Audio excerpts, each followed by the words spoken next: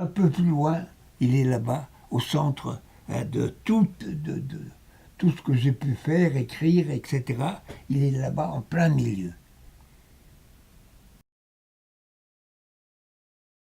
C'est l'histoire d'un tag, aperçu à Limoges pendant une élection présidentielle où l'abstention allait représenter près d'un quart des inscrits. C'est l'histoire d'un tag aperçu en Haute-Vienne, en plein battage médiatique autour d'une affaire d'antiterrorisme qui allait s'avérer fantaisiste.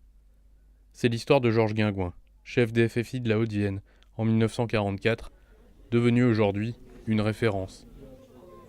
En fait, quand on venait au festival de Traignac, il y avait un truc qu'on trouvait sympathique, c'est aussi pour ça qu'on s'est attaché à ce lieu, c'est qu'après, il y avait beaucoup de discussions, après les concerts, etc.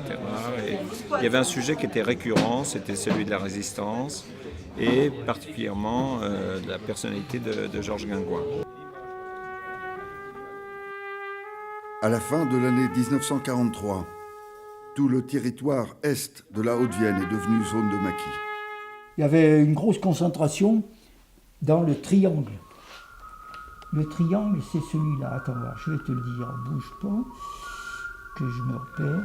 On va dans l'histoire, on cherche, on interroge des gens, on confronte des points de vue, on lit des bouquins qui ne disent pas la même chose sur le même sujet. Même actuellement, dans le climat actuel,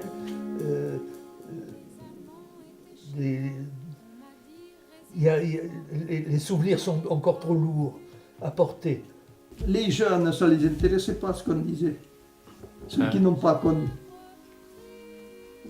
Parce que mes fils jamais m'ont interrogé sur... Alors par contre, les petits-fils, maintenant.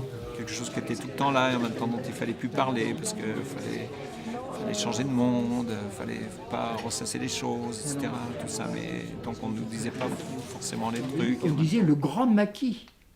Les paysans employaient ce mot-là, le grand maquis. Alors que pendant longtemps, on était au ras des pâquerettes. Le vent souffle sur les tombes, la liberté reviendra.